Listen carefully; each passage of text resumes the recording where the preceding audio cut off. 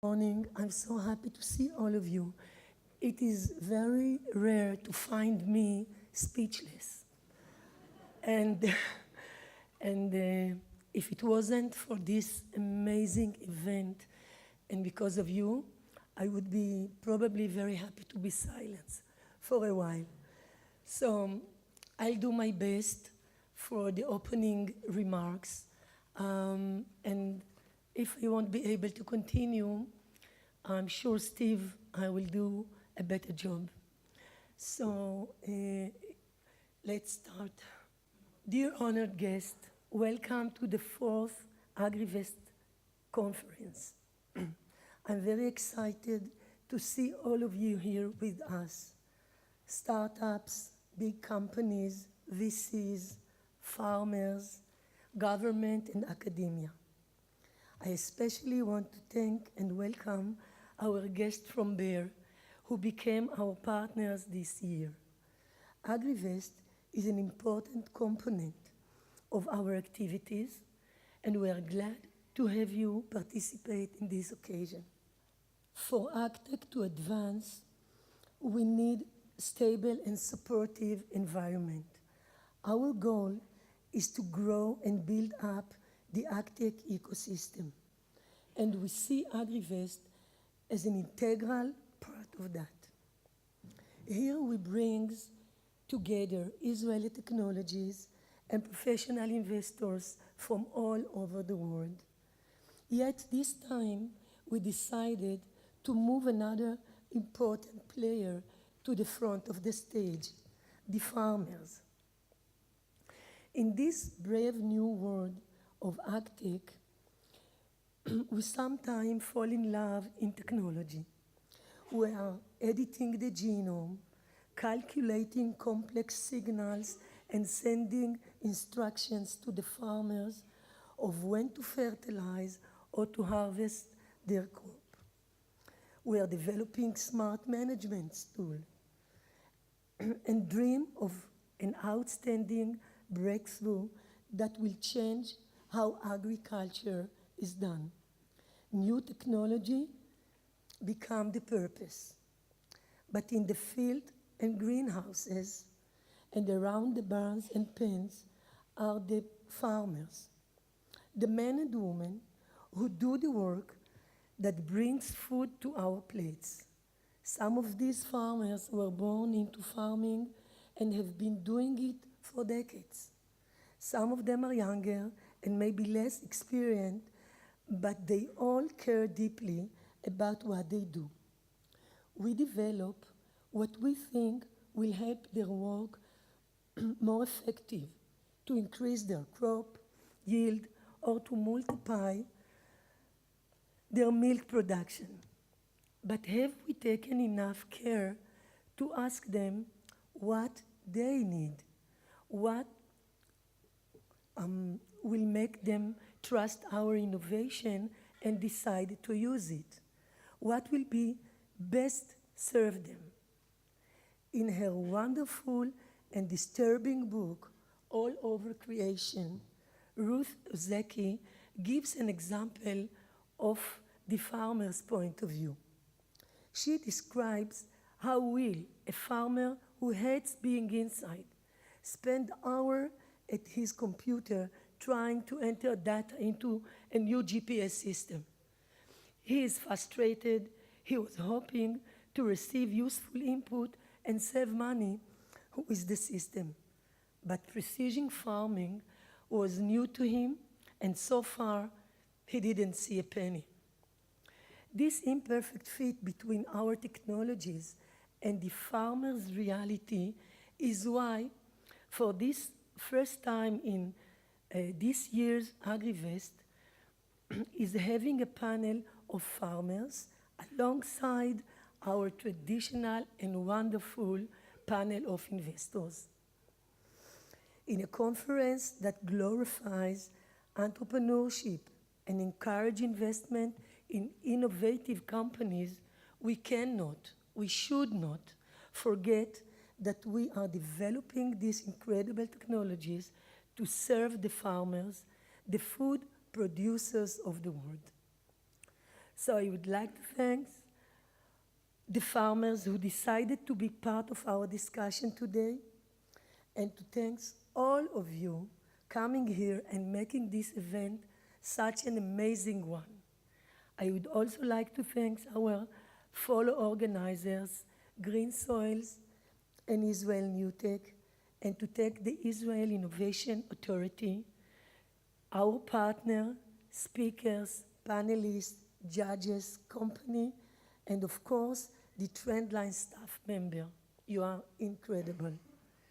And I will take this opportunity to wish us all Shana Tova, which is a very good new year. And now I would like to invite our co-organizer and my dear friend from Israel NewTech, Oded Distel. I'm really excited being here on stage, greeting you this morning. As Nitza said, we started this journey together a couple of years ago.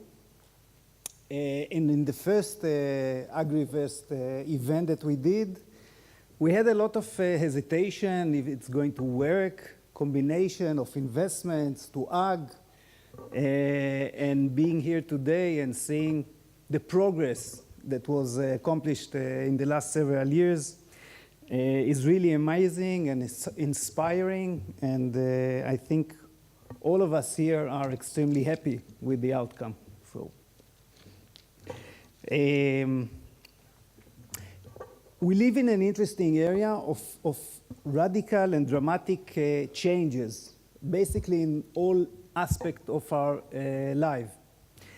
And you know, some people would look at it as a positive thing. Some would say and look at it as something that creates a lot of barriers and obstacles. But the bottom line is that it is happening, and nobody can stop it. And the idea is to understand and to go along with those changes. And it is happening in the agrotech sector. It is happening in banking, in advanced manufacturing, transportation, energy, water, basically everywhere and everything. And there are some common vectors to those changes. So it's about speed. It's about the ability to use big data. It's about transparency. It's about personalization. And those are all elements that we're going to hear about later on during the presentations of the different companies, and I'm sure during the different panels. So the need of this sector to revolutionize, to change, is very clear. And I'm sure we're going to hear, and basically everybody is aware to the fact that there is a need in the global market for different approach to logistic, to food processing, to traditional agro, to irrigation. All those elements are very clear. Yet, the issue of the change, the mindset change, is still a big, big challenge ahead of us. And Nitza mentioned the farmers. The ability to bring together different players and to create a dialogue that is shared and understood and trust between everybody is a very big task. In Israel, in the US, in China, everywhere, basically it's the same story. And it's something that we deal a lot with. In my role, the Ministry of Economy, I'm responsible for ecosystems. And basically, ecosystem is the ability to bring together different players and to create a common platform and ground for them to interact and to exchange ideas and to get an outcome that benefits everybody.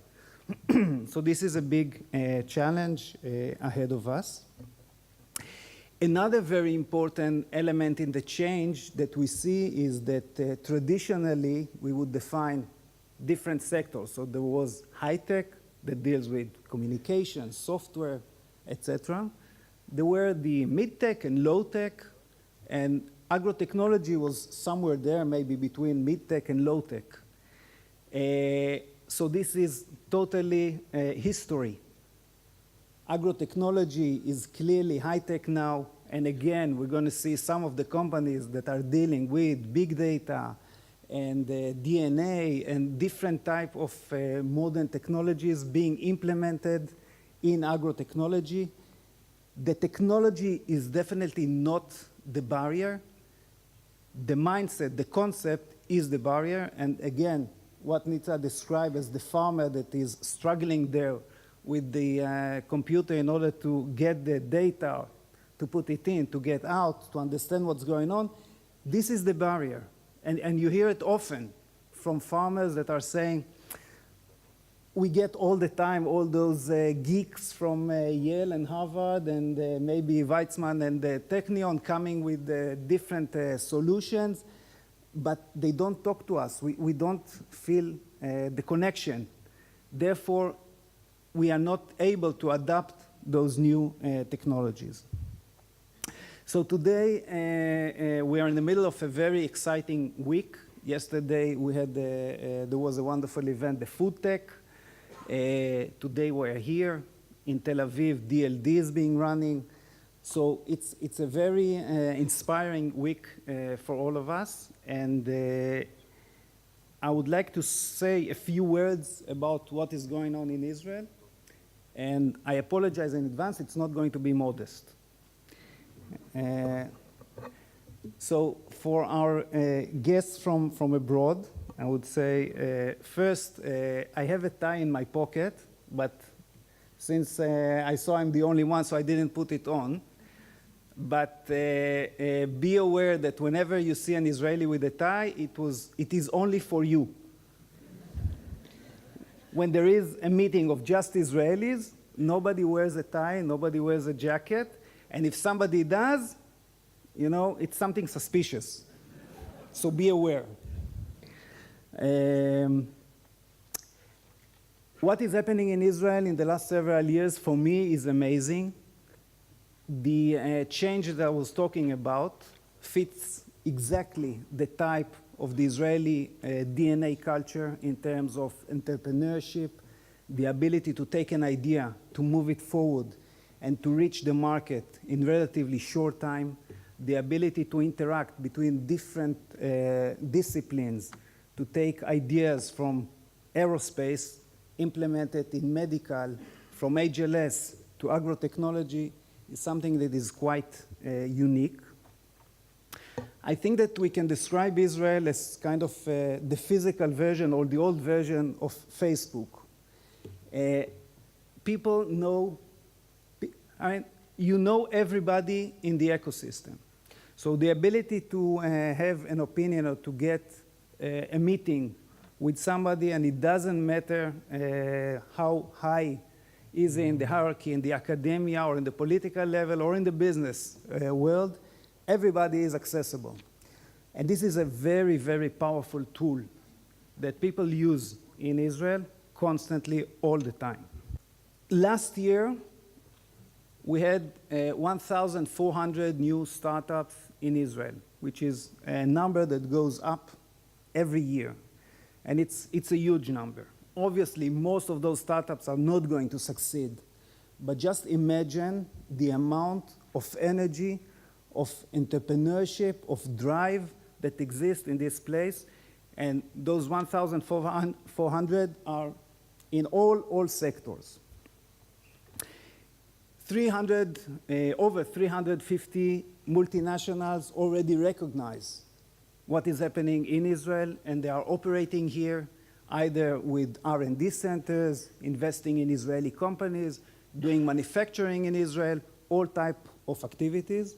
And we see more and more foreign companies coming to Israel. And I know here in this room we have a representative of large multinationals from all over the world. And again, I see it as a great opportunity. So for those foreign visitors, I would like to say, it's not easy to work with the Israeli entrepreneurs. It's a challenge. I'm sure you're going to, during the process of investment, you're going to do a lot of, what? But I think at the same time, you're going to do a lot of, wow. So I hope the wows are going to be much larger than the whats. And I wish all of us great success today and in the business to come. And I would like to say that our Ministry of Economy and Industry is at your service here in Israel, and we have representatives all over the world. The Israeli commercial attachés, their role is to do business development for the Israeli industry, bring investments to Israel, and assist Israeli companies in the respective markets. And now I would like to invite Steve Rhodes, Chairman of Trendline Agtech and CEO of Trendline Group, and a very good friend. Steve, please.